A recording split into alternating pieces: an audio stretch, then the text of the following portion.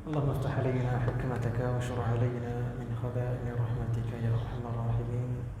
قال رب اشرح لي صدري ويسر لي امري واحلل عقدة من لساني يفقهوا قولي. اللهم اخرجنا من ظلمات الوهم واكرمنا بنور الفهم وافتح علينا بمعرفة العلم. سبحانك لا علم لنا الا ما علمتنا انك انت العليم الحكيم.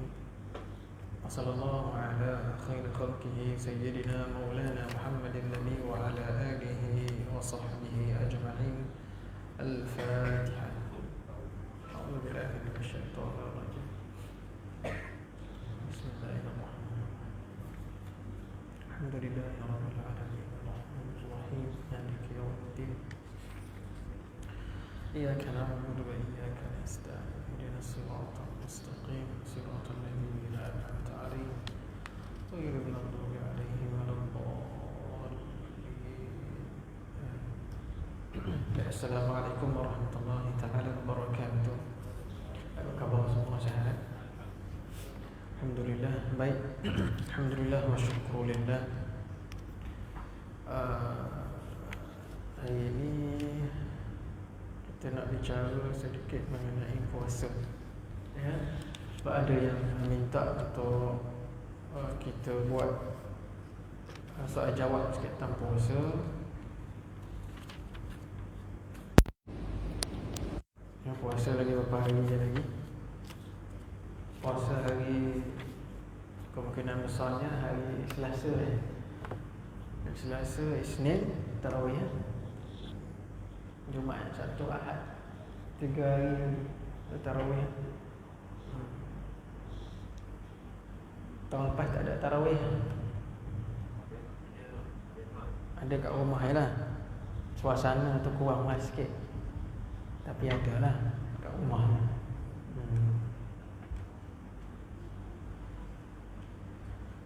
Jadi tahun ni ada, Alhamdulillah, yang Allah izinkan. Bazar pun ada kan? Semua ada lah. Jadi Alhamdulillah, kalau ada siapa ada soalan tentang puasa, jadi boleh lah untuk bertanya sikit lagi, insyaAllah.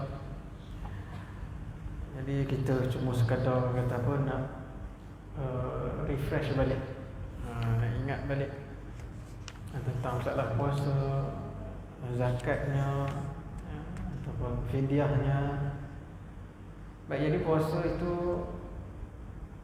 dari sudut bahasanya ialah menahan diri daripada berkata-kata. Itu dari sudut bahasa lah, ya, menahan diri daripada berkata-kata. Tapi kalau dari sudut istilah syaraknya, puasa itu ialah menahan diri daripada makan dan minum, perkara yang membatalkan puasa daripada awal harinya, iaitu selepas subuh sehingga akhir harinya, itu waktu maghrib, dengan syarat-syarat yang tertentu. Itu istilah ringkasnya lah, ya, istilah ringkas. Jadi sebagaimana kita tahu, ya, Allah Subhanahu wa taala berfirman, kutiba alaikumus siyam kama kutiba alal ladzina min qablikum la'allakum tattaqun. Diwajibkan ke atas kamu berpuasa sebagaimana yang telah diwajibkan atau yang telah difardukan, ya, ke atas mereka yang sebelum kamu. Jadi itu dalil wajib, ya, kita berpuasa. Ya, jadi puasa dalil wajib itu adalah puasa di bulan Ramadan, bulan Ramadan. Jadi puasa bulan Ramadan diwajibkan oleh Allah Subhanahu wa taala pada tahun kedua Hijrah. Ya, pada tahun kedua Hijrah, dalam bulan Sya'ban. Dalam bulan Sya'ban. Ada riwayat mengatakan Nabi SAW berpuasa sebanyak 9 kali. Maknanya 9 kali itu 9 tahun lah, 9 kali. Itu sebahagian riwayatnya kata 9. Baik. Jadi puasa atau bulan Ramadan itu yang dinamakan sebagai Ramadan. Kenapa? Kerana maksud Ramadan itu adalah panas. Panas terik, kepanasan. Kenapa? Kerana masuknya Ramadan biasanya musim panas. Biasanya musim panas. Kalau kita tak pastilah, tapi kalau negara-negara luar tu kebiasaannya musim panasnya adalah di bulan Ramadan. Antaranya lah dia musim panas 3 bulan. Pasal dia 4 musim kan, negara 4 musim. Jadi 3 bulan, 3 bulan, 3 bulan, 3 bulan. Panas 3 bulan, sejuk 3 bulan, bunga 3 bulan, luruh 3 bulan. Bukan macam tu lah. Ada 4 musim. Jadi Ramadan dalam musim panas, ya. Baik. Jadi kita nak tengok perkara-perkara yang melibatkan tentang puasa, ya, sama ada perkara tentang batal puasa ke, makruh puasa ke, dan sebagainya. Ya, baik. Jadi kita tengok pada yang biasa saya sebut pada sebelum-sebelum ni, pada keadaan orang yang berpuasa yang di luar negara ataupun di luar tempat dia berada, di luar tanah air dia. Contoh, kalau orang yang pergi berpuasa di Mekah lah, contoh di Mekah, dia buat umrah ke, di Mekah, kemudian di sana di Mekah itu 29 hari dia berpuasa. Bila dia balik tanah air, dia balik Malaysia, ya, Malaysia dah raya.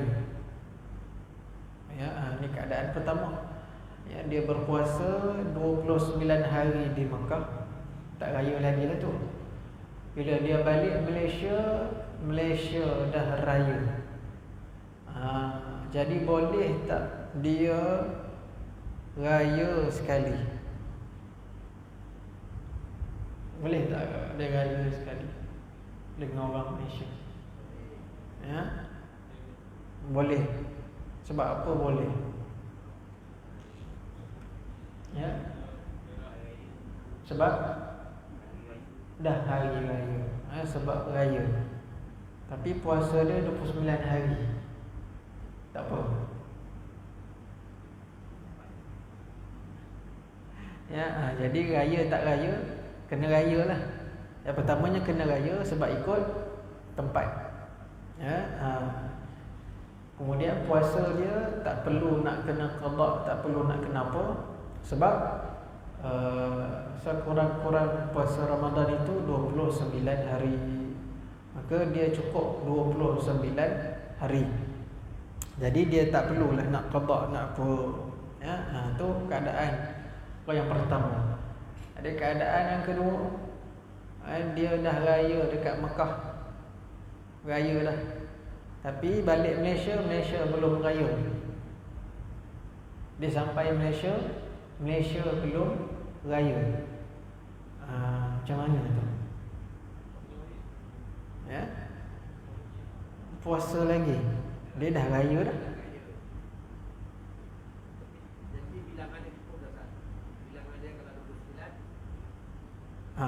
Ini dia dah raya dah dekat Mekah, balik Malaysia, Malaysia belum raya lagi. Macam mana tu? Jadi sunat dia menahan diri daripada makan dan minum. Jadi bukan puasa, maksudnya dia tak boleh makan minum depan orang. Dia tak boleh makan minum depan orang. Kalau dia dalam rumah, dia nak makan, makanlah. Dia menghormati, ya, tempat tu. Jadi tempat tu belum raya lagi, yang Malaysia belum raya lagi, jadi dia tahan diri dia itu. Sebaik-baiknya jangan makan, jangan minum lah sampai maghrib kan. Tapi bukan dimaksud dia berpuasa, tak. Ya, sebab puasa maksimum 30 hari, tak ada 31 hari. Ya, cumanya sunat dia tahan diri dia daripada makan dan minum. Baik, itu satu. Baik, yang kedua, dia musafir ke luar negara. Dia musafir, kemudian dia puasa kat luar negara. Jadi bila dia balik Malaysia, Malaysia dah raya, Ya, cuma puasa dia tadi 28 hari je. Ya, tempoh dia puasa dekat luar negara 28 hari. Bila dia tiba di Malaysia, Malaysia dah raya. Macam mana keadaan dia? Dia boleh beraya tapi kena qada. Maksudnya dia kena raya lah. Kena raya. Ya, sebab hari raya adalah hari haram berpuasa. Cuma yang tadi puasa dia 28 hari, maka tak cukup sehari sekurang-kurang. Maka dia wajib qada sehari lepas tu. Ya, jadi kena qada lah. Kena qada. Ya, baik. Jadi itu antara keadaan orang yang berpuasa di luar lah. Berpuasa di luar. Baik. Jadi kalau kita tengok tentang melihat anak bulan, jadi apa hukum melihat anak bulan? Ya, hukum melihat anak bulan kata Imam An-Nawawi adalah fardu kifayah. Fardu kifayah. Supaya apa? Supaya ihtiyat. Maksudnya supaya kita ambil cermat. Ambil cermat mengenai bulan Ramadan. Jadi kalaulah sekiranya ditakdirkan Allah Ta'ala memang nampak anak bulan tu, makanya puasa awal. Puasa awal. Jadi memang orang kata apa, ada satu tempat tu orang nampak, maka dia dihabahkan. Jadi bila dia dihabahkan, maka satu negara itu dapat khabar berita itu, kata ada satu tempat itu dia nampak anak bulan jelas, dan beberapa saksi-saksi yang lain pun melihat anak bulan. Maka Syaban jadi 29 hari lah. Jadi Ramadan awal. Tak ikut kalender lah. Contoh orang tengok anak bulan hari Ahad. Anak bulan hari Ahad. Jadi nampak anak bulan tu. Hari Ahad tu nampak. Maka malam tu juga umum besok puasa, hari Isnin puasa. Jadi hari Ahad tarawih. Tapi kalau tak nampak, maka dia cukupkan saja 30 hari Syaban. Ya, jadi hari Selasa puasa, Isnin malam tarawih. Macam itulah kebiasaannya. Jarang nampak anak bulan ni. Jarang. Susah sikit. Ya, tapi fardu kifayah, maknanya setiap tempat buat tengok anak bulan. Mana tahu rezeki dapat melihat anak bulan. Jadi bila khabar itu, khabar mengenai nampak anak bulan itu adalah satu khabar yang mutawatir. Yang mutawatir ni maksud dia ramai, ataupun satu tempat ramai yang nampak, ataupun banyak tempat yang nampak. Jadi itu adalah khabar yang mutawatir. Jadi maka wajib berpuasa. Ya, kerana khabar mutawatir itu wajib diikut. Kena ikut. Baik. Jadi itu masalah tengok anak bulan lah. Masalah tengok anak bulan. Baik. Ada soalan nak tanya sebelum kita ditambah-tambahkan lagi. Ya. Sila. Di Malaysia tak nampak anak bulan, tapi di Thailand, di Brunei, di Indonesia nampak anak bulan. Jadi negara dia orang dah puasa. Baik, apa hukum kalau negara jiran yang nampak anak bulan? Ya, hukumnya ada dua. Yang pertama, jirannya itu wajib berpuasa jika negara itu tidak ada badan autoriti yang mana menjaga kemaslahatan umat Islam. Maksudnya dia tak ada badan jabatan agama ke apa ke, semua tak ada, maka wajib dia ikut negara jiran dia. Tapi kalau negara itu dia ada badan dia, macam kita lah, kita ada jakimnya, kita ada jabatan agama, kita ada fatwa muftinya sebagainya, maka tak wajib ikut negara jiran berpuasa. Kena ikut negara sendirilah. Ini yang disebut dalam kitab-kitab fiqh. Jadi kalau macam kita ikut kita punya pemerintah lah, ataupun ketua agama sesebuah negara itu, dan dia ada badan-badan agamanya, makanya negara itu bebaslah sama ada dia boleh buat dia punya aturan sendiri. Tak semestinya kena ikut jiran, negara jiran, walaupun negara jiran itu dah nampak anak bulan dan dia puasa awal. Kita tak wajib ikut, sebab kita ada kita punya sendiri, badan agama sendiri. Jadi itu tak wajib. Jadi kalau kita tak nampak anak bulan, tempat dalam negara kita tak ada satu tempat pun yang nampak anak bulan, maka digenapkan Syaban jadi 30. Digenapkan Syaban jadi 30 hari. Sebab tu kadang ada jiran yang dia nampak dia puasa dulu, kita lambat sehari. Dia tu je, sama ada awal sehari ataupun lambat sehari, sama ada 29 Syaban ataupun 30 Syaban, cukupkan. Gitu. Boleh. Bila raya sama. Kalau raya sama tu dengan sebab dia nampak anak bulan, maka boleh jadi rayanya sama. Tapi dia tetap takkan jadi sama lah. Sebab apa? Yang itu puasa dah awal sehari.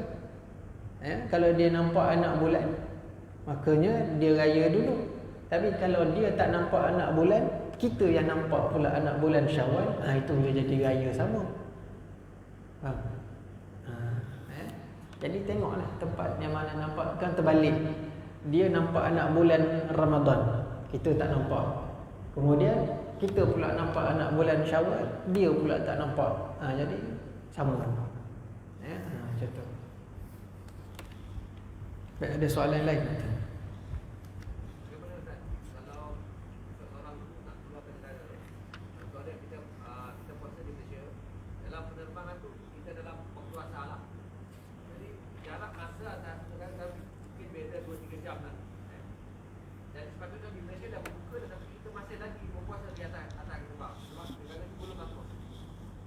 Jadi dia kena ikut tempat negara yang dia lalu lah.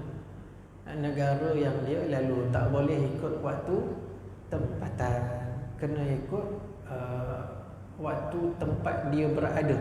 Contoh, macam orang dia kerja di Sabah ataupun Sarawak, di KLIA tadi dia naik kapal terbang pukul 4, dia sampai di Sarawak pukul 6 suku dah maghrib di Sarawak. Maka dia boleh berbuka di sana.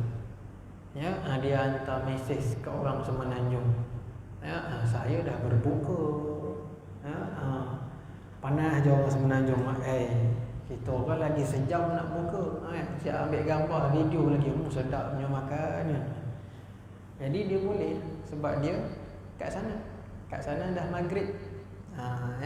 Jadi dia kena ikut tempat dia berada, bukan tempat asal dia, tempat dia berada. Itu waktu berbuka. Waktu berbuka berbeza dengan waktu sembahyang, lain sikit. Contoh, dia dah buka dekat Kuala Lumpur tadi, kat KLIA dah buka puasa, naik kapal terbang, dia dah makan siap apa semua dah, pergi ke satu negara. Tiba-tiba satu negara tu waktu asar, sampai-sampai je kat sana asar, tadi baru je buka dekat KLIA, dah macam mana pula? Wajib dia berpuasa. Wajib dia berpuasa. Jadi dia kena sahur waktu dia sebelum subuh, dekat mana kapal terbang tu tengah terbang. Jadi kebiasaannya juru terbang akan bagi tahulah, akan bagi tahu. Jadi dia bagi tahu, kebiasaannya dia bagi tahu bahawa sekarang pukul sekian-sekian, penumpang yang beragama Islam boleh bersahur, sebab kita tengah merentas merentas benua ke tengah merentas bumi. Jadi merentas bumi itu makanya waktu itu waktu tengah pagi, pukul 3 ke pukul 4 pagi ke, jadi kita dah kena sahur. Sebab merentas tu dah tak jauh. Perbezaan jarak dia biasanya sejam ke 2 jam. Berbeza macam kita dengan Malaysia Barat lah. Kita dengan Sabah Sarawak. Jadi waktu merentas tu kita dah kena sahur. Sebab sikit lagi dah nak subuh. Jadi lepas subuh dah tak boleh makan dah lah, walaupun kita dah merentas. Begitu ya. Jadi waktu merentas tu dia sebenarnya tak banyak beza pun, 2-3 jam je. Cumanya negara yang kita tuju tu, yang tu banyak beza. Tengoklah, kadang 7 jam, kadang 5 jam, kadang 5 jam ke depan, kadang 5 jam ke belakang. Kita tak tahu. Tengok waktu yang kita tuju, tempat yang kita tuju. Kalau macam Mekah 7 jam ke depan ke 7 jam ke belakang? 7 jam ke belakang. 7 jam ke belakang lebih kurang. Kalau sekarang pukul 8. Jadi Mekah pukul 7, 6, 1, 2, 3, 4, 5, pukul 1 lah. Pukul 1 tengah hari lah. 5 jam ke 7 jam ke, tak kisahlah tu. Kadang-kadang dia tengok musim. Ada musim dia 6 jam, ada musim dia 5 jam. Samalah macam kalau Turki 5 jam ke belakang. 5 jam belakang. Mana sekarang kalau pukul 8, dia pukul 3 petang. Kita pukul 8 malam. Janganlah Turki lah. Ada tempat lah. Jadi maklumat tu biasanya ada. Kalau kita sekarang zaman moden ni, dia dah ada maklumat pukul berapa sampai, waktu sampai di negara sana. Cuma dalam waktu perjalanan tu kita ada transit ke tak ada ke. Tapi orang yang berpuasa, dia ikut kapal terbang dia berada atas negara mana. Jadi tu juruterbang bagi tahulah. Kalau dia flight dia direct flight, jadi dia kena tahulah dekat mana. Jadi juruterbang bagi tahu. Kalau dia ada transit, ikut tempat transit. Kalaulah berlaku satu negara itu, tadi dah buka puasa, dekat Kuala Lumpur, sampai negara tu pun baru buka puasa. Makan lah sekali, jual lah sekali, tak apalah kan. Mungkin dia rentas negara tu terlalu lama ke, perjalanannya jauh ke. Tadi maghrib sampai pun maghrib. Contoh, tak tahu negara mana jadi macam tu kan. Baik, ada soalan lain tak?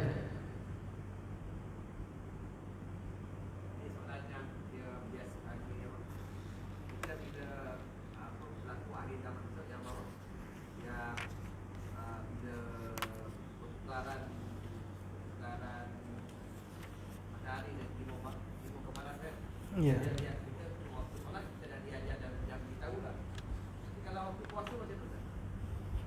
Waktu puasa. Ada kejadian berlaku sebelum Ramadan lah contohnya.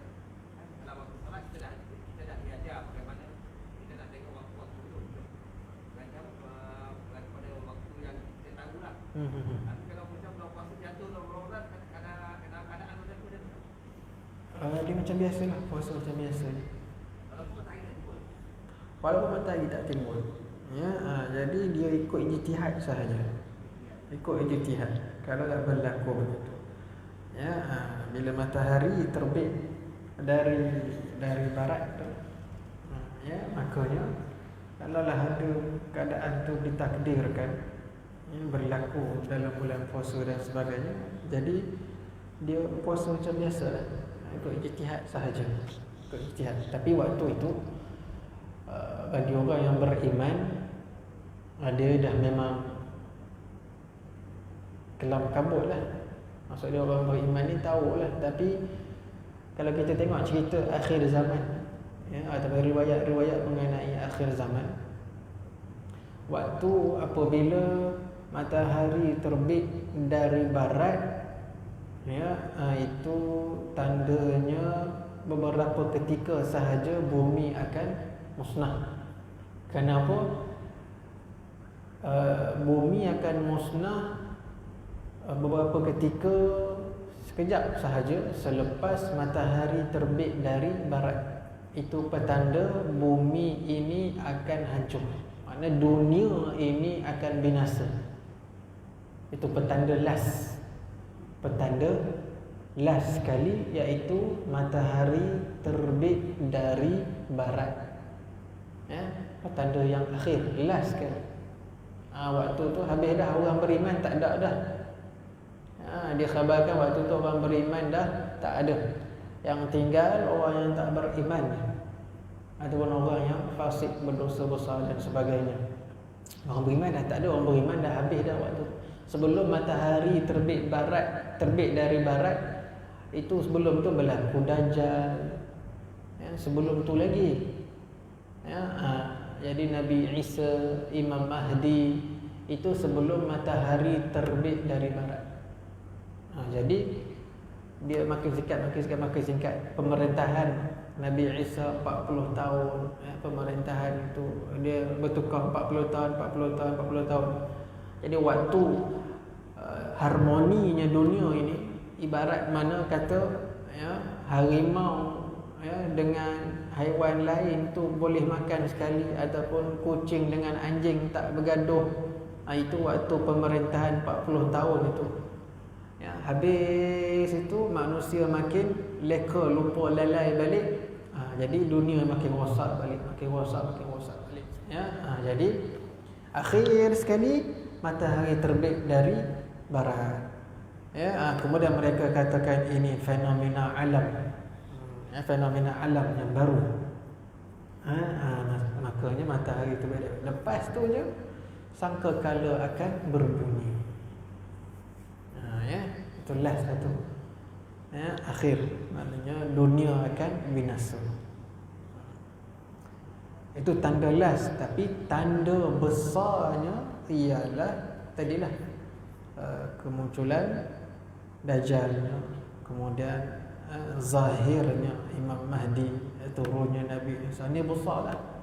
Ini memang besar dah. Tapi waktu ini masih lagi sempat bertaubat. Kemunculan Dajjal, zahirnya Imam Mahdi, turunnya Nabi Isa. Waktu ini umat Islam masih lagi diterima taubatnya waktu ini.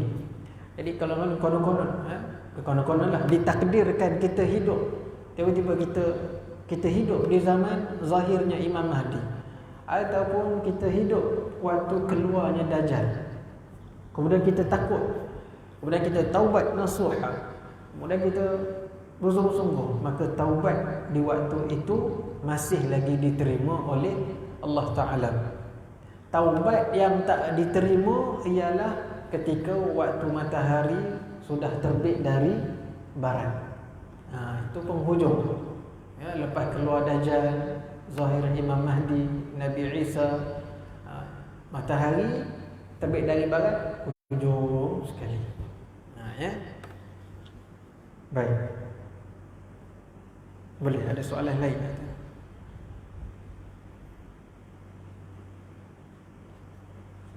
Ya.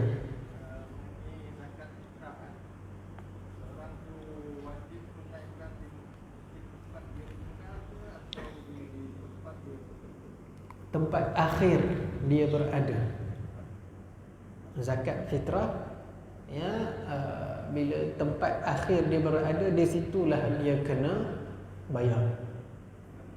Contoh kita belum bayar lagi, sekarang kita balik ke kampung, balik kampung di Kedah contohnya.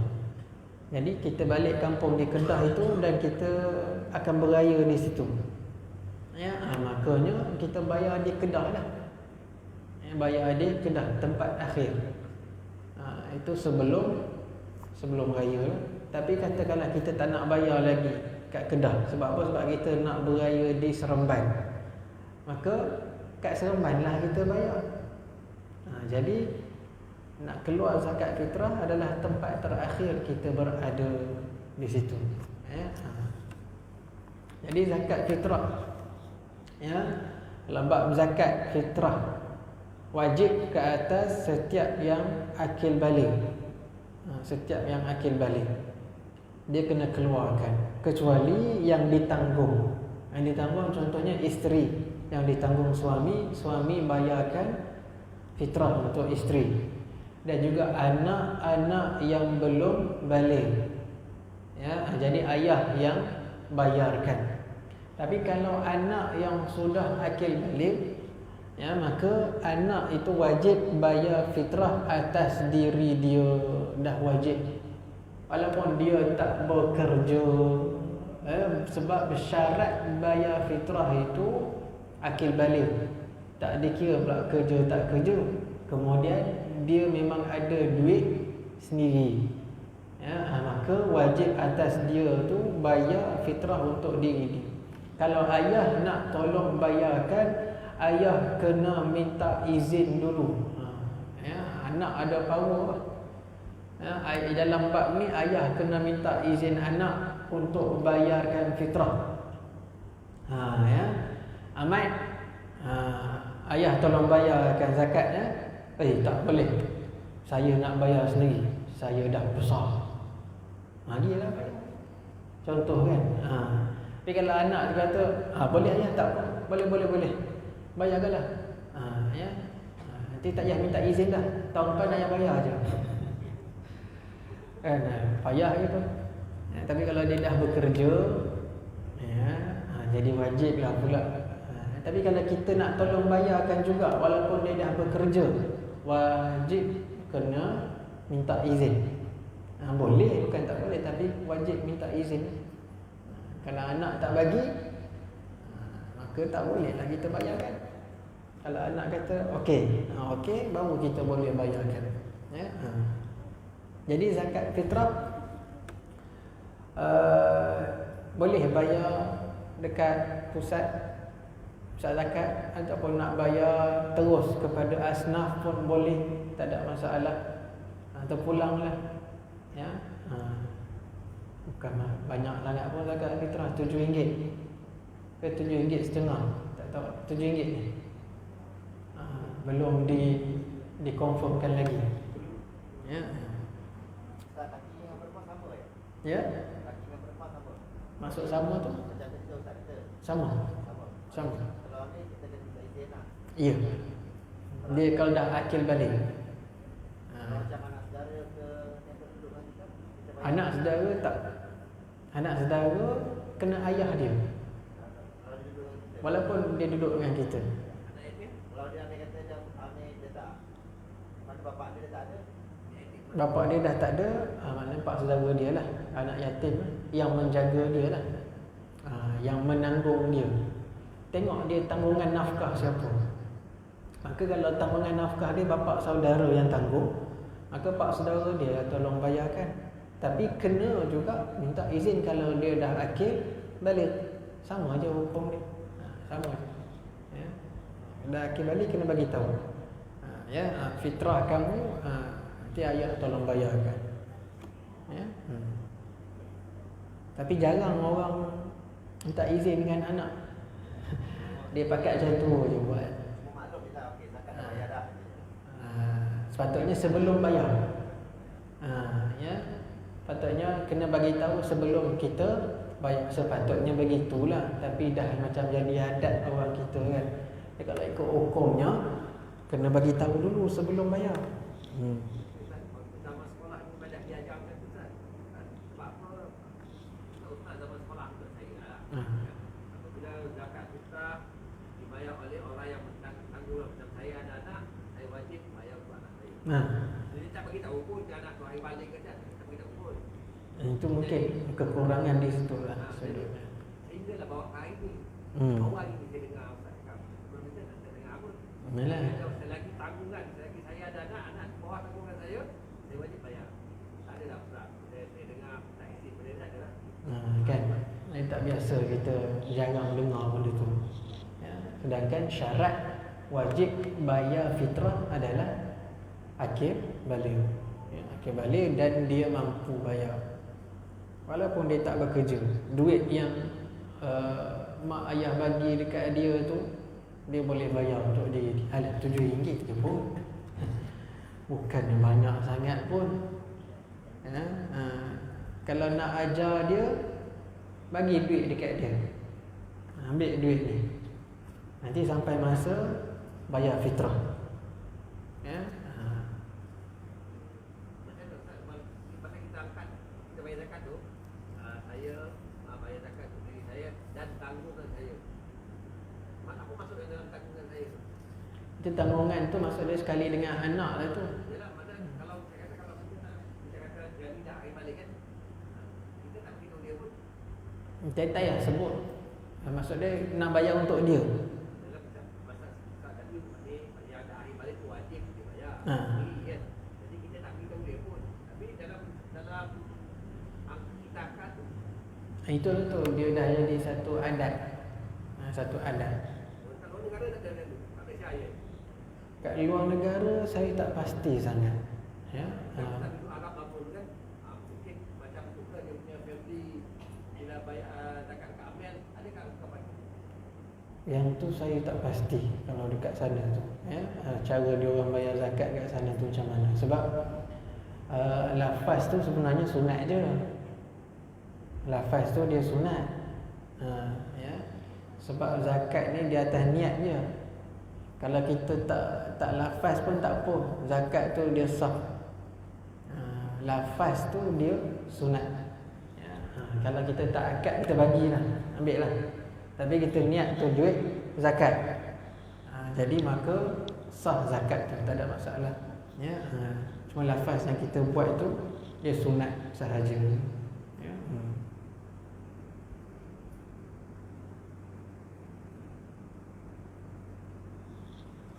Baik. Kadang-kadang mungkin tanggungan tu isteri dia. Yang dia sebut tanggungan itu dan tanggungan saya isteri. Boleh jadi.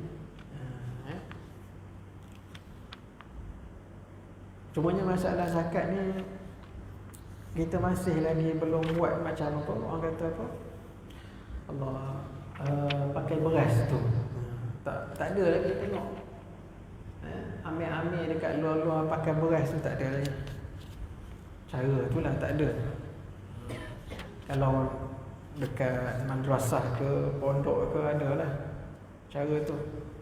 Beras pun pakai, apa nama, duit pun pakai, dua-dua pakai. Mana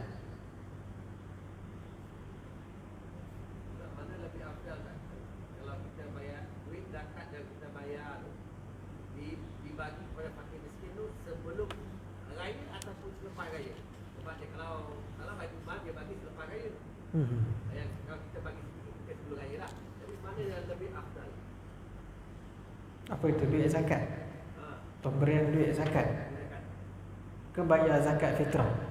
Zakat fitrah ni kita yang lebih afdal kita bagi dekat fakir miskin tu. Sama ada nak bagi mal ke, dia nak bagi dekat fakir miskin ni sebelum hari raya ataupun selepas.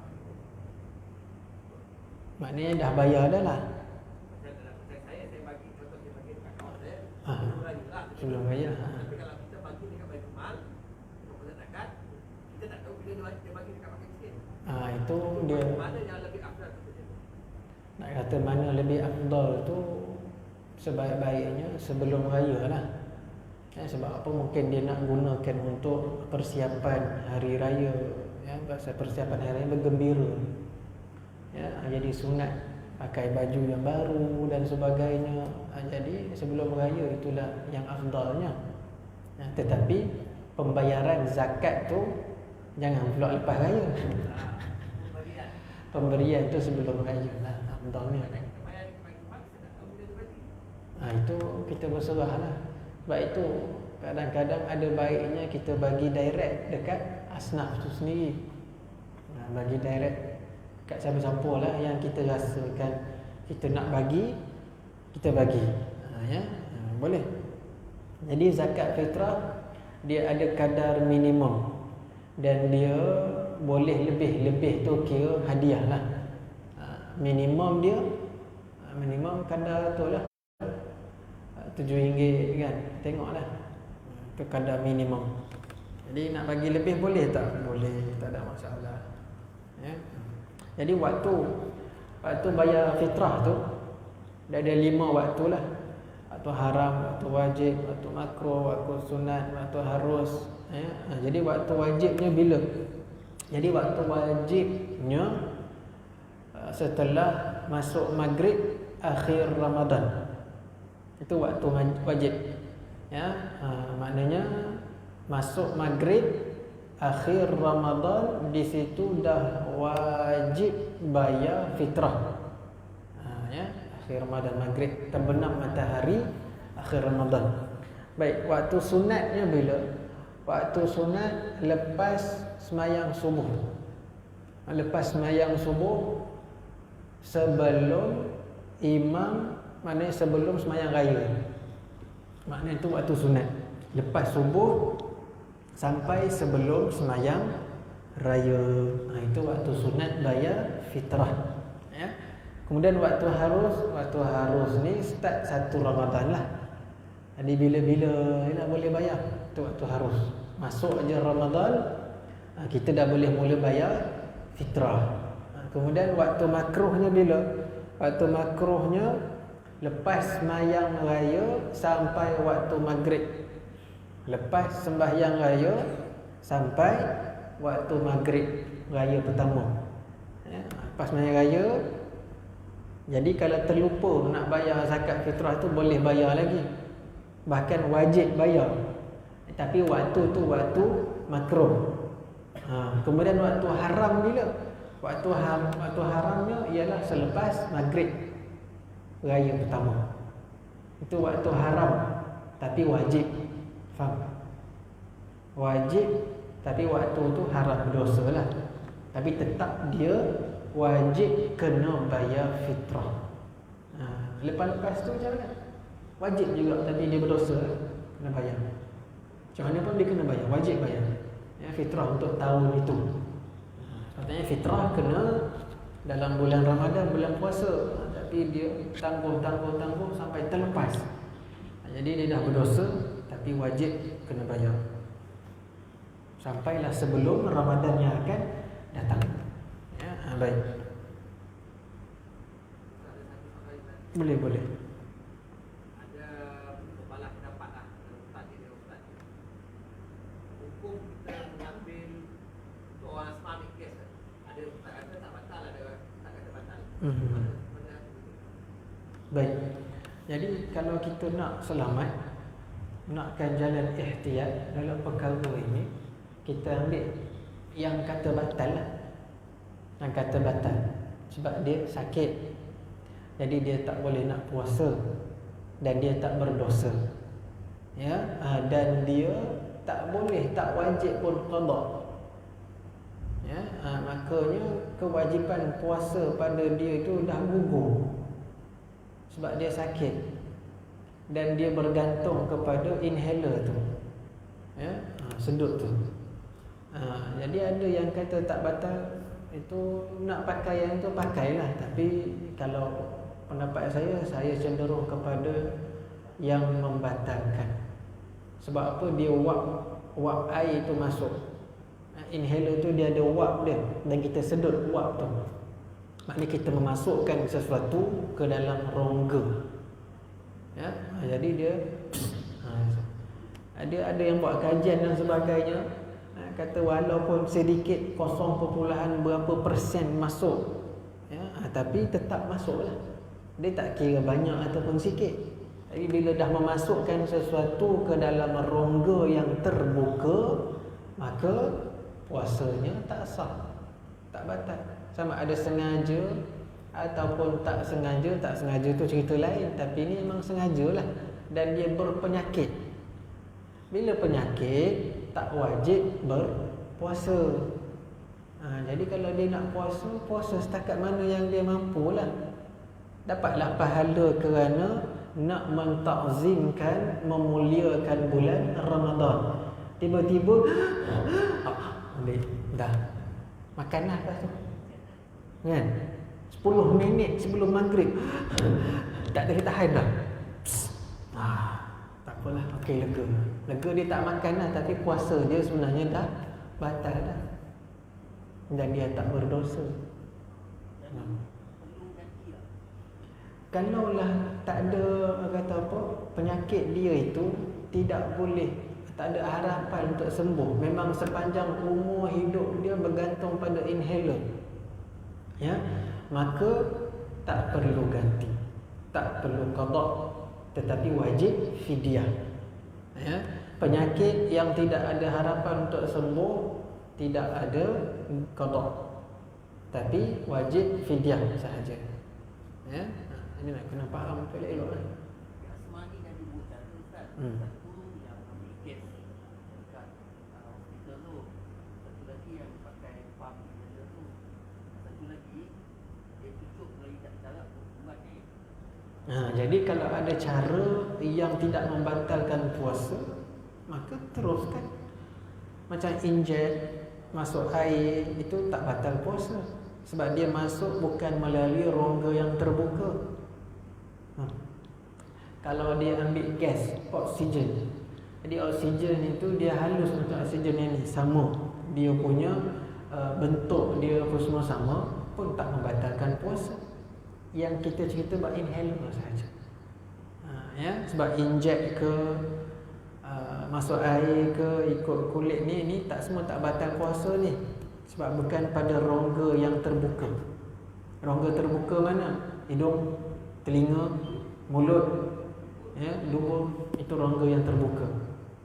Ya, macam kalau mata sekalipun, dalam kitab Kifayatul Akhyar ada sebut bab memakai celak. Memakai celak, dalam Kifayatul Akhyar ada sebut pakai celak sampai celak itu terasa dekat tekak. Ya, adakah batal puasa? Tak batal. Maknanya saya ni orang yang asma ni, kalau dia nak puasa, paksalah duduk kat hospital cucuk. Kalau dia nak puasa, duduk hospital lah. Kalau duduk kat rumah kan, takkan nak cucuk di sini. Kalau duduk kat rumah, dia boleh pakai oksigen tu, yang kecil tu. Yang tu boleh pakai. Ya, yang itu dia berupa gas sahaja. Gas sama dengan, kalau sama dengan oksigen yang ni, jadi yang tu tak membatalkan puasa. Tapi dalam gas tu pun ada kandungan ubat je. Ubat tu tak apa, tapi dia bukan jenis yang wap air tu. Kalau ubat tu dia sekadar dia bercampur dengan gas sahaja, ya, dan dia nadir, maksud dia bukan berupa kata apa, ada ainnya, tak nampak pun ain dia, macam sekarang ni oksigen. Adakah sedut oksigen membatalkan puasa? Taklah pula.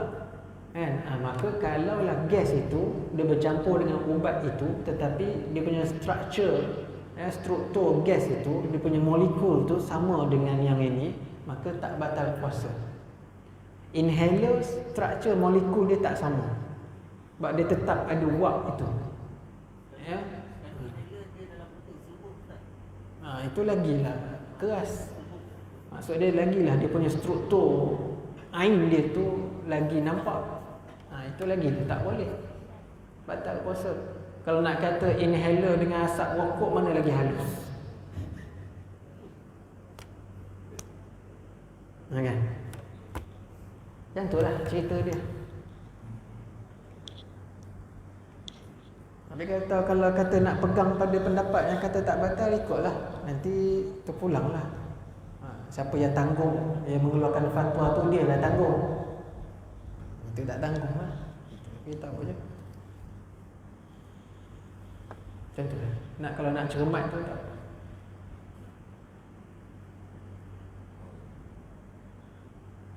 Sebab kalau dia puasa sekalipun, samalah keadaan tak puasa.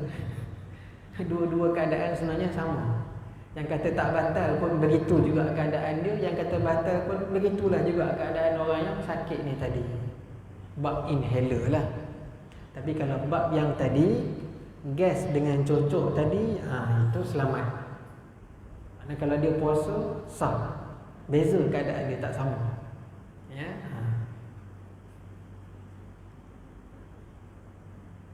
Baik, ada soalan lain nak tanya?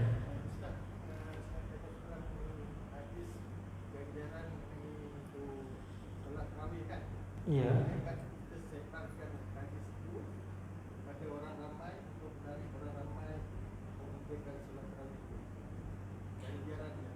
Dalam hadis tu dia bercampur. Bukan dalam hadis, dalam ganjaran malam-malam tarawih tu dia bercampur. Ya, ada yang dhaif, ada yang maudhu'. Ya, cumanya kalau sekadar nak galakkan pun boleh dah nak sebarkan, cuma bukannya kita semata-mata galakkan untuk malam-malam itu pilih. Saya nak pilih malam ni lah sebab ganjarannya besar. Yang itu tak boleh, tak digalakkan. Ya, sebab ada hadis yang dhaif, ada hadis yang maudhu'. Ya, malam-malam tarawih tu. Ya, sebaik-baiknya kita sebarkan yang kurang-kurang, yang dhaif tak boleh. Ya, yang dhaif boleh lagi. Yang fi fadail amal, pada fadilat beramal. Kalau yang maudhu' tak boleh sebarkan. Tapi malam-malam tarawih tu dia campur. Kalau campur tu sebarkanlah, cuma nasihatnya janganlah pilih malam-malam pula. Setiap malam kita kena bangunkan malam Ramadan. Tarawih itu kita kena buat. Tak kira lah ganjaran ke tak ganjaran ke. Yang mana yang sahihnya 3 fasa itu sahih lagi lah. 3 fasa. Ya, maknanya fasa pertama, fasa kedua itu pun ada yang kata dhaif. Yang Ramadan itu terbahagi pada 3 fasa. Kan?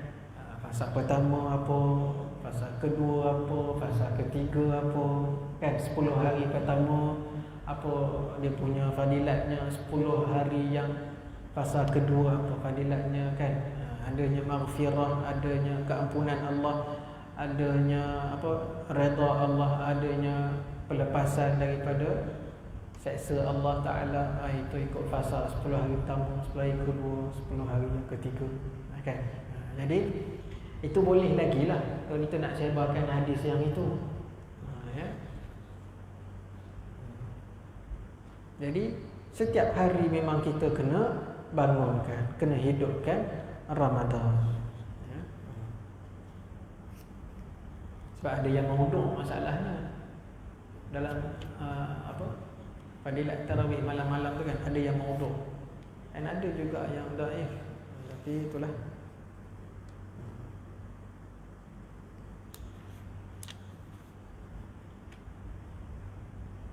Baik, ada soalan lain nak tanya?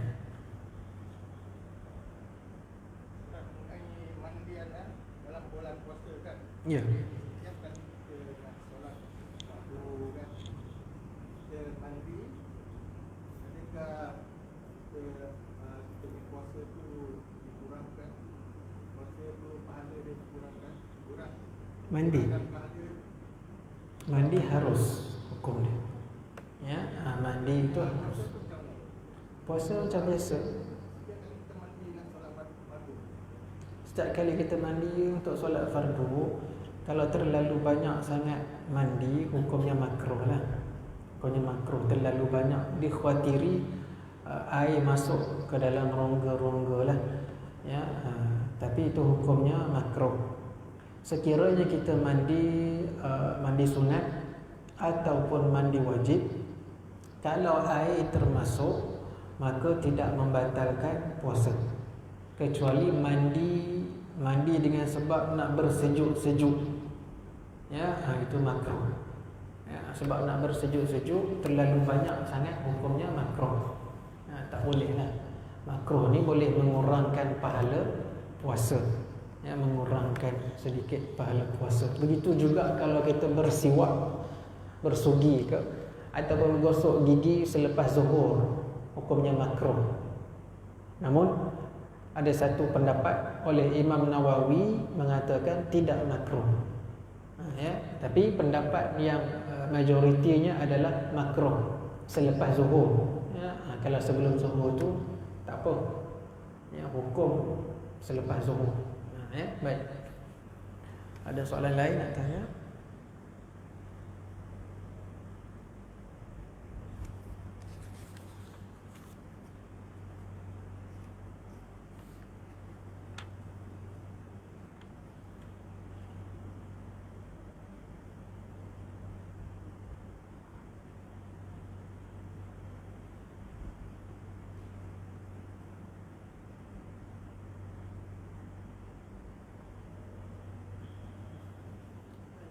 Ya, Celak dengan aimau semua. celak dengan aimau sama, dikiaskan. Ya, walaupun terasa dekat tekak, ya, dikiaskan dengan celak lah, aimau. Itu pendapat ada seorang syekh itu dalam kitab Zainul Talib, ya, Zainul Talib nama kitab. Jadi dia kata aimau tidak membatalkan puasa. Dia kiaskan dengan celak dalam Kifayatul Akhyar. Macam itulah. Ya, sebab dia terasa kelat. Ya, terasa kelat. Antara hujahnya kerana apa? Kerana mata tidak termasuk rongga yang terbuka. Satu rongga tapi tempat masuk dia tu. Tempat masuk dia adalah melalui mata. Mata ni dia tertutup. Itu antara hujah dia lah. Jadi dia tak sama dengan rongga yang terbuka yang memang tak ada tutup ni. Hidung, mulut dia terus. Macam mata ni dia tutup dengan mata sebenarnya, tapi sebabkan bercampur air itu, jadi dia masuk. Jadi dalam tu hujahnya situlah. Kenapa tidak membatalkan puasa. Tapi jangan letak air sirap kat mata. Dia buang air sirap, dia minum air sirap ikut mata, kacau. Itu rasanya boleh batal puasa.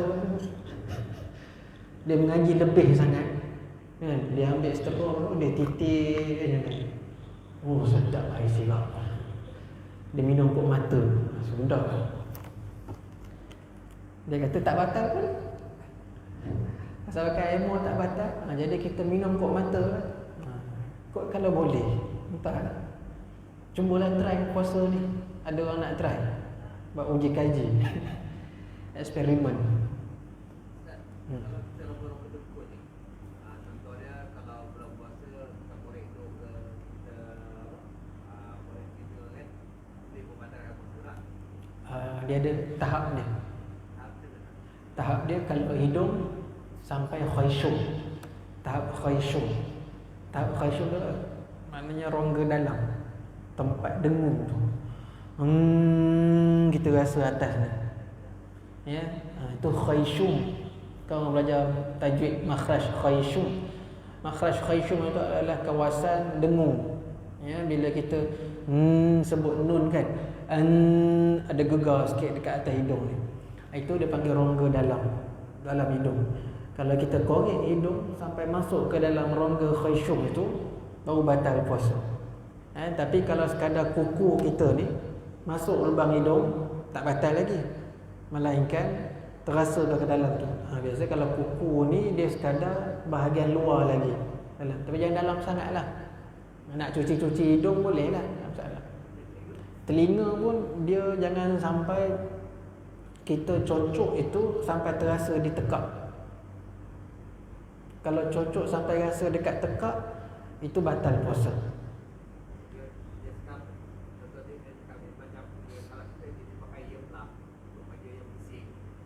Itu tak batal puasa.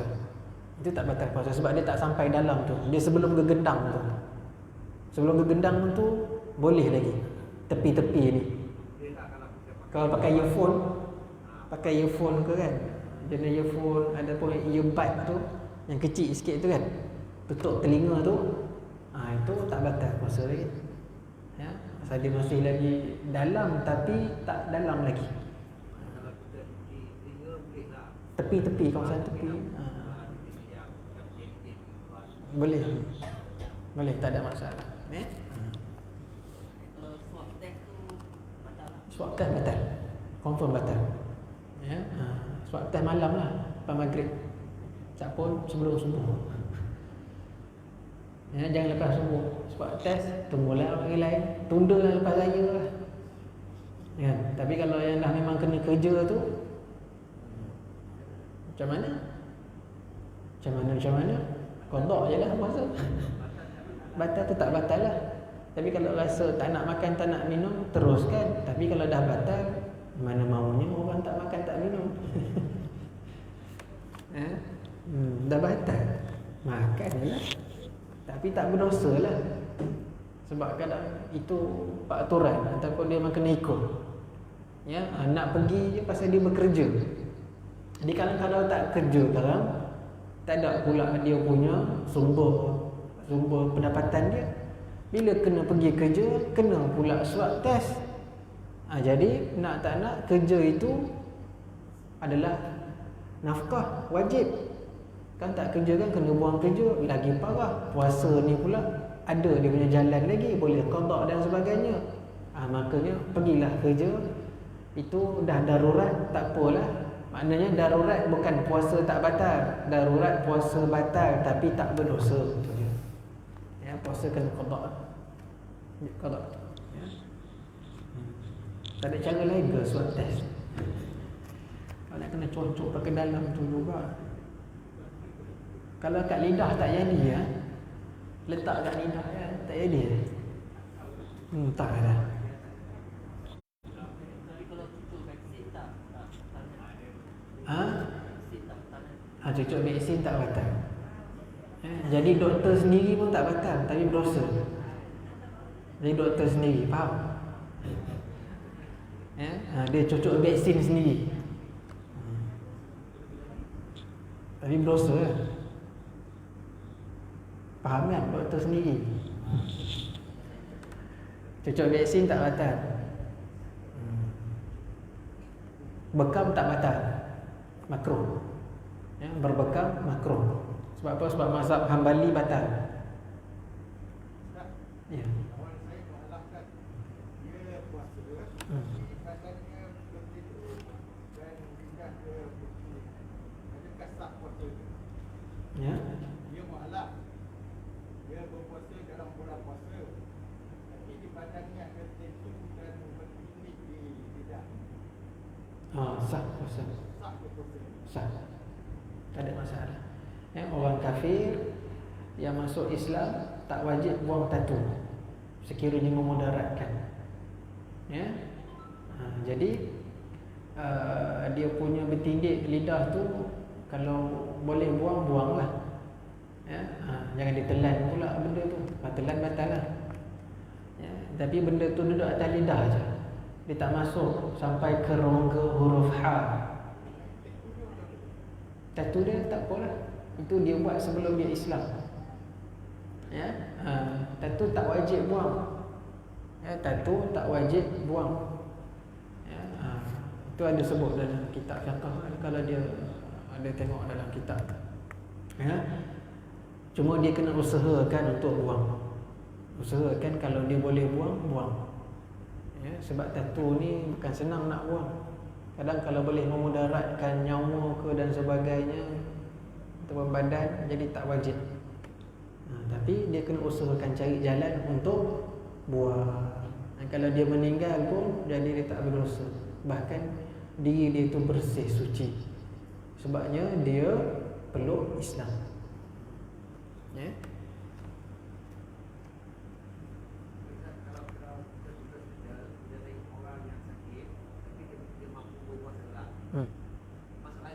Ya. Masuk air. Masuk air.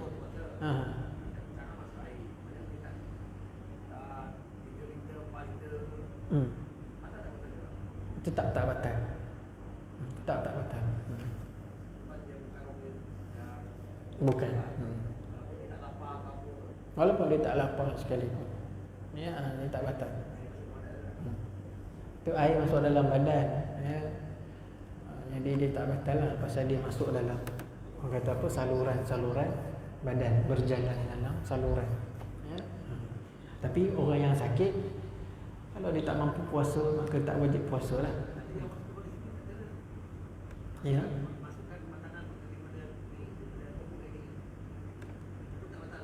Masuk makanan.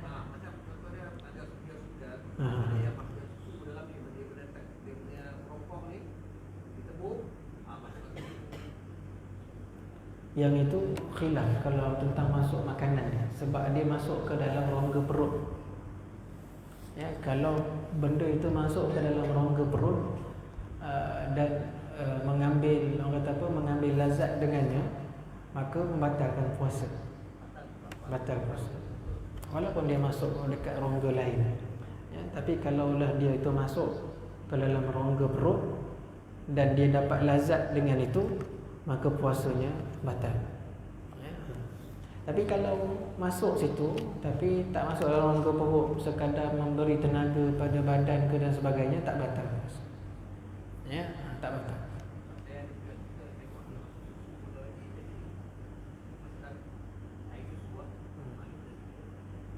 Kadang-kadang masuk sini, nanti dia masuk dalam saluran makanan. Dia masuk dalam saluran makanan itu dan dia dapat mengambil lazat dengan itu, maka puasa dia batal. Ya.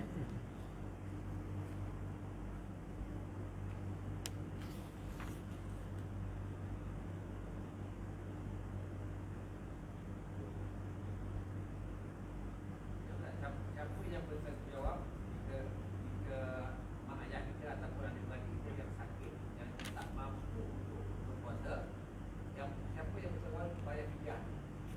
Macam mana ni? Sekali lagi. Dalam ahli keluarga kita ada yang sakit, yang tidak bisa kurang, yang memang tak mampu untuk berpuasa, siapa yang wajib membayar fidyah? Siapa-siapa sahaja dalam ahli keluarga. Ya, sesiapa sahaja. Jadi kalau dia nak kumpul sikit seorang adik-beradik pun boleh. Kalau dia seorang je yang boleh, adik-beradik lain tak boleh, dia lah jadi wajib lah pula atas diri dia. Ya, untuk membayarkan fidyah mak ayah dia ke siapa sajalah. Ya, fidyah puasa. Ya, fidyah puasa secupak ataupun satu mud, secupak lebih kurang dalam 600 gram lebih kurang lah, ataupun kita genapkan kepada sekilogram beras. Jadi kira lah 30 hari, katakanlah sekilo RM2, jadi 30 hari RM60. Berapa tahun tu? Kalau tak berbayar lah 10 tahun. Setiap 10 tahun itu untuk puasa sebulan lain. Mana untuk puasa sekali. Mana kita katakan sekali puasa bermaksud bukan sehari. Sekali puasa kita katakan setahun tu lah. Setahun 30 hari. 30 hari punya kiraan RM60 kita genapkan 10 tahun 60 120, tahun ketiga 180. Dia lain tu, dia naik. Jadi total berapa tu? 60, 120, 180, 240, 3. Patutnya 600 lah kan? 600 lah. Kalau dah 10 tahun 600 lah. Itu untuk tahun yang pertama. Ya. Tahun yang kedua, sebab dia kena tolak setahun. Faham tak tolak setahun kenapa? Sebab tadi 10 tahun. Lepas tu tahun yang kedua jadi 9 tahun. Kalau tak puasa tinggalnya. Tahun yang ketiga jadi 8 tahun. Tahun yang ke dia kurang. Lepas tu baru totalkan semua untuk 10 tahun. Jadi tahun yang pertama 600 contoh. Jadi tahun yang kedua berapa ratus pula? 400 lebih. Jadi 10 tahun jadi beribu lah tu. Jadi kalau terkumpulkan tu jadi beribu lah harga dia. Fidyah dia tu. Ya. Jadi dia berkurang. Tahun yang kedua sampai ke 10 jadi 9 tahun. Macam tu lah kira dia. Solat boleh bayar fidyah tak? Solat boleh? Boleh. Sunat Nilai dia sama juga dengan puasa? tak sama. Nilai dia setengah cupak tak silap untuk satu waktu. Kena kira lebih kurang lah. Dia sebenarnya satu waktu tu berapa ringgit ya? RM1 lebih ke RM2 gitu lah. Tak ni lah untuk satu waktu. Ada kiraan dia tu. fidyah sembahyang. Sunat kan, fidyah sembahyang sunat. Ya. Kalau tak bayar pun tak apa, tapi sebaik-baiknya bayarlah. Sebagai kata apa, tutup mana lompong-lompong itu. Iya. Niat?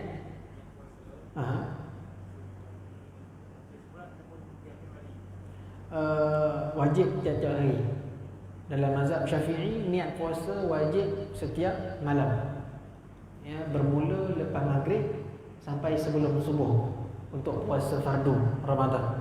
Cumanya sunat kita berpuasa, kita niat puasa pada malam pertama dengan niat sebulan penuh.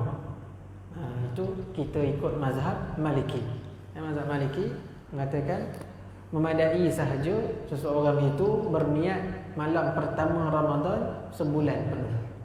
Jadi supaya kita kalau lupa ke hari mana-mana yang ada lupa, dah tercover dengan niat sebulan tadi. Ya, lepas tu bila kalau puasa hari Selasa, Isnin malam kita niat hari itu sauma Ramadana ya kullahu. Ya, hadhihi sana lillahi ta'ala. Tapi bahasa Melayu pun tak apa. Saja aku puasa Ramadan sebulan penuh pada tahun ini kerana Allah Ta'ala. Pun boleh. Hari seterusnya pun wajib juga sebenarnya. Tapi dah cover tadi, tak apalah kalau terlupa. Tapi buat juga tiap malam niat, jangan lupa. Contoh macam orang kerja berat, ya, dia kerja kontrak, kerja berat, jadi dia boleh berbuka puasa lah. Kerja berat, mana kerja memang dia tak larat lah, berat sangat kerjanya, ya. Tapi bukannya kerja bawa trailer berat. Bawa trailer berat tak aci lah. Bawa trailer sejuk, dalam tu siap boleh landing, tidur lagi belakang. Ini memang kerja berat, tengah-tengah panas, tekak, kering dan sebagainya, dan dia tak mampu nak teruskan, ya. Jadi dia boleh berbuka lah, ya. Cuma dalam kitab I'anatul Talibin ada sebut walaupun dia ini kerja berat, kerja kontrak, besok ni dia memang panas terik dan sebagainya, dan dia kena kerja, wajib atas dirinya itu berniat malamnya sebelum subuh. Wajib juga walaupun dia tahu besok dia memang takkan puasa, ya? Tapi wajib juga dia berniat malam tu. Sebab apa? Hikmahnya supaya besoknya itu ditakdirkan dia tak bekerja, maka dia dah niat malam tadi. Ataupun besoknya waktu tak panas dan tekak dia pula tak kering dan sebagainya, dia boleh teruskan puasa. Jadi dia dah niat malam tadi, maka dia boleh teruskan puasa. Itu hikmahnya. Kalau dia tak niat, tiba-tiba besok tak kerja, Allah, rugi. Semalam tak niat, lupa pula, tak boleh puasa. Tak sah dah puasa dia, sebab dah terlepas waktu niat. Waktu niat dia lepas maghrib sampai sebelum subuh. Lepas subuh tak valid dah, ya? Tak sah. Baik, boleh situ. Banyak lagi sebenarnya. Jadi itulah, kita nak pilih-pilih je lah. Ada soalan? Pergi belakang dululah. Boleh ya? Sila. Ya. Fidyah untuk dia. Dah tanya adik-beradik? Dah tanya adik-beradik tentang fidyah ayah? Berbincang. Jadi kena bincang lah. Kalau confirm memang belum bayar lagi, ya, memang kita tahu ada hari-hari yang dia tak puasa penuh, jadi kena kira lah fidyah tu. Ataupun memang ada hari yang kita tahu dia puasa penuh dan sebagainya, khabar-khabar yang memang confirm, tahun sekian-sekian tak pernah tinggal puasa, ataupun dia dah ganti puasa tu, jadi tak perlu fidyah kalau dah ganti puasa. Yang kena fidyah mana puasa yang tak diganti sebelum dia meninggal. Jadi kena kira lah berapa hari. Kalau tak tahu hari, ambil genap sahaja. Lebih itu akan jadi dia punya pahala lah. Lebih itu akan jadi sedekah untuk dia lah. Jadi genapkanlah berapa hari, 30 hari. Cuma kita nak tahu berapa tahun je. Kira lah apa tahun, 5 tahun ke, 10 tahun ke, Jadi genapkan sehari RM2. Sehari RM2. Kalau nak kira betul, sehari lebih kurang dalam RM1.70 macam tu lah, untuk sehari punya puasa.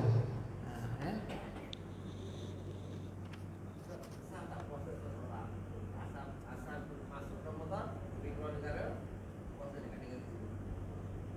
Saya kata persiapan dah. Kan contoh Muslim dekat luar negara, contoh dekat UK ke mana, negara sejuk, asal bulan puasa dia, Ramadan je, pergi ke yang pernah yang buat kita punya pemimpin tergahul pula yang nak buat kan. Dekat bulan puasa, luar negara. Sebab dekat kita mana negara sejuk. Sah, boleh, tak ada masalah. Walaupun dia nak sejuk dan negara. Boleh, tak ada masalah, puasa dia sah.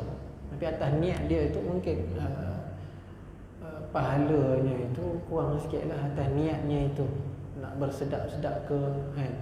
Tapi tetap sah. Tapi kalau dia menghidupkan lebih lagi Ramadan dia tu dekat negara sana daripada sini, banyak pula pahala dia dapat. Macam tu lah. Jadi kita tak tahulah kan, pasal pahala itu Allah Ta'ala yang tu kan. Cumanya akan dinilai mengikut amalan dia satu, dan niat dia tadi pun akan dinilai juga. Nanti akan tercover lah amalan dan niat dia tu, nanti Allah Ta'ala akan himpunkan. Baik, jadi jelas kan?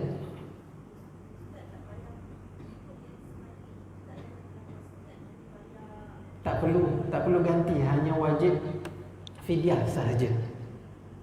Wajib fidyah sahaja. Tak perlu digantikan puasanya. Ya. Baik. Ya. Sekarang ni ada golongan menerima zakat ni, saya ada 8 orang. Ya. Sekarang ni di sekolah saya tempat saya tugas, ada macam-macam miskin tau, fakir dan miskin. Dan juga ada pelajar yang kita rasakan kita tengok dia susah lah sebab gaji ayah dia, ibu dia tak kerja, ataupun kalau ibu dan ayah kerja pun bawah dalam 3,000 ke bawah. Ya. Jadi boleh tak orang luar untuk memberikan zakat kepada mereka? Tapi guru dah select lah budak ni kepada Nak bagi zakat. zakat pada ni. Sebab ada, saya dengar sebab Ya. ada, saya maaf saya sebut lah pusat zakat, adalah satu negeri ni kata tak sah bagi pada pelajar ni sebab nak tahu hujung pangkal dia. Padahal yang select tu cikgu tahu anak murid dia berapa, gaji bapak mak dia semua cikgu kan. Jadi tak tahu ke mana orang Boleh, tak ada masalah. kan. Dia dua golongan je yang tak boleh terima zakat. Orang yang tersangat kaya, mana dia kaya dengan usahanya, yang mana dia tu tidak ada hutang. Kemudian orang kafir, selain daripada tu boleh. Dia pecah pula asnaf. Kalau budak tu tadi memang layak terima zakat, budak boleh kalau dia dah mukallaf. Jadi tak ada masalah, boleh terima zakat. Apa yang tak sahnya pula? Pusat zakat ni kata kalau makcik nak zakat pada pelajar sekolah ni kena datang pusat zakat juga. Kami tahu siapa yang Tak. tadi kan nama dengan buat. Itu hanya sekadar prosedur je. Hukumnya tak ada kata macam tu. Ya, itu boleh, tak ada masalah. Zakat ni kita nak bagi kat siapa-siapa pun boleh. Ya, cikgu pun boleh dapat zakat kalau orang bagi. Ya? Tak ada masalah. Kalau ada orang nak bagi zakat dekat kita, dan kita tahu condition kita macam mana, jadi kalau kita ambil, haram ke tak haram? Selagi tak termasuk dua golongan haram tadi tu, selagi tu boleh lah. Cumanya ada yang lebih lah, ya. Afdal tak afdal je. Dia faham tu. Ya.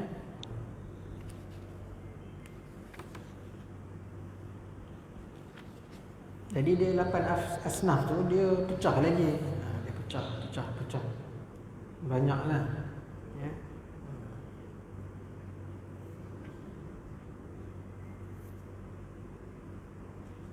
Ya. Bukan hukum zakat fitrah ke atas anak-anak zina. Ya. Hukum fitrah atas anak-anak zina. Zakat fitrah.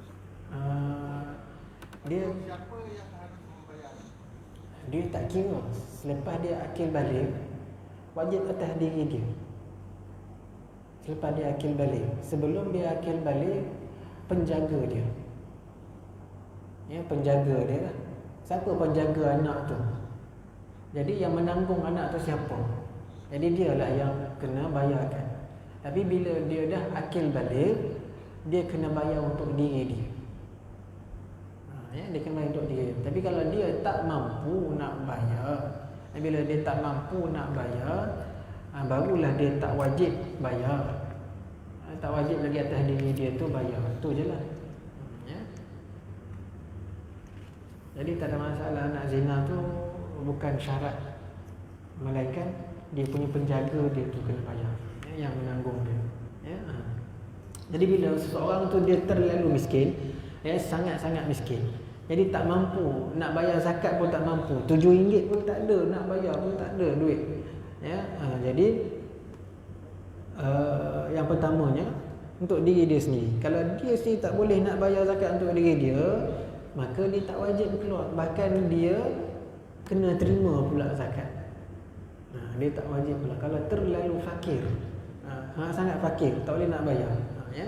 Jadi tentulah, jadi dia tak wajib lah nak bayar zakat tu, ya, tak wajib lah bayar zakat. Tapi bayarlah, walaupun tak tahulah kan keadaan orang, kita nak cakap pun tak reti. Bagilah duit dekat dia, suruh dia bayar. Ya, maknanya ada situasi yang kita boleh ajar pada dia, ini sumbangan saya dekat awak. Ya. Cuma tanya dia, dah jelaskan ke belum zakat fitrah? Belum lagi. Ni ada sikit sumbangan ni. Dalam sumbangan ni nanti awak bolehlah bayar fitrah. Tapi dalam bulan puasa awak boleh bayarkan fitrah. Berapa fitrah ni? Banyak ke? RM7 je. Oh ya ke? Ajarlah dia, doronglah dia. Kalau kita tahu, kita kenal dia tu orang susah, apa yang susahnya? Baik, sama-sama dia pun dapat pahala bayar zakat, kita pun dapat pahala mengajar dia, kan? Pahala sedekah lagi, jariah lagi, banyak. Lama dah, setengah dah. Koik kau sebelah kan. Baik, ada soalan lain nak tanya? Last, kita tutup majlis. Ya? Tak berani dah nak tanya kan? Kan pukul 10. Ada berani.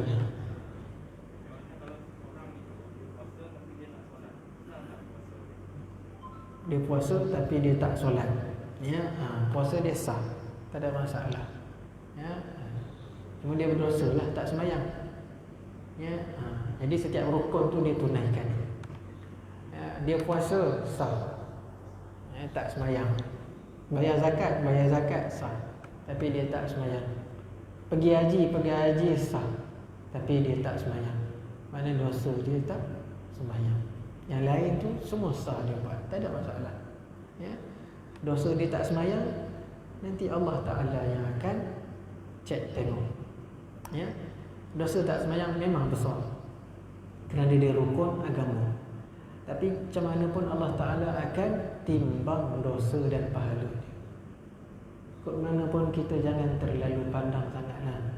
Ya, tapi beratlah tak sembahyang tu. Sembahyang beratlah. Lebih-lebih pula kalau orang rapat dengan kita dan sebagainya kan. Jadi lagi beratlah kita tengok dia tu. Itu je lah contoh dia. Cuma kita kalau kawan ke apa ke, kita nasihat je lah. Nanti Allah Ta'ala akan timbang banyak mana dosa dia, banyak mana pahala dia. Ya, Allah Ta'ala yang akan timbang. Kita ni sekadar boleh bagi nasihat je lah, bukan hukum. Ya, tapi kalau tanya bab hukum, hukumnya berdosa besar. Dan kalau tak lepas dekat sana, neraka. Kalau lepas, rahmat Allah Ta'ala. Kalau lepas itu semua, Allah Ta'ala semua. Cuma kalau cerita bab hukum, dosa besar, neraka, itulah hukum dia. Tapi kalau lepas kat sana, tak neraka lah. Kalau lepas kat sana, syurga lah. Hukumnya begitu. Tapi hukum bukan kita yang tentukan. Hukum Allah Ta'ala yang tentukan. Dia hakim. Dia hakim yang menghukum. Ya. Baik. Allah Subhanahu wa Ta'ala a'lam.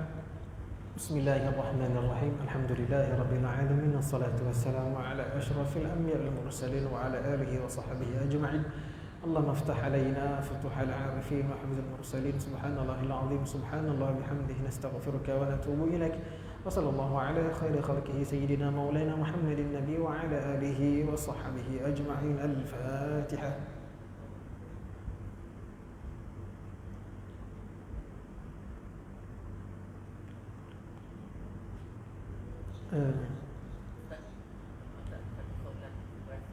Ada soalan?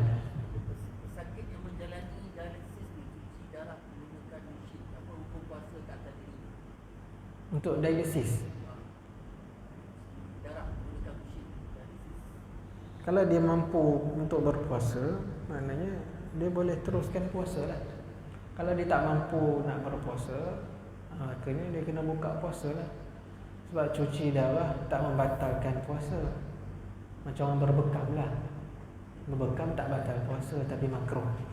Ya. Baik, Allah SWT. Allahumma salli ala. Apa pula? Lupalah. Lama sangat.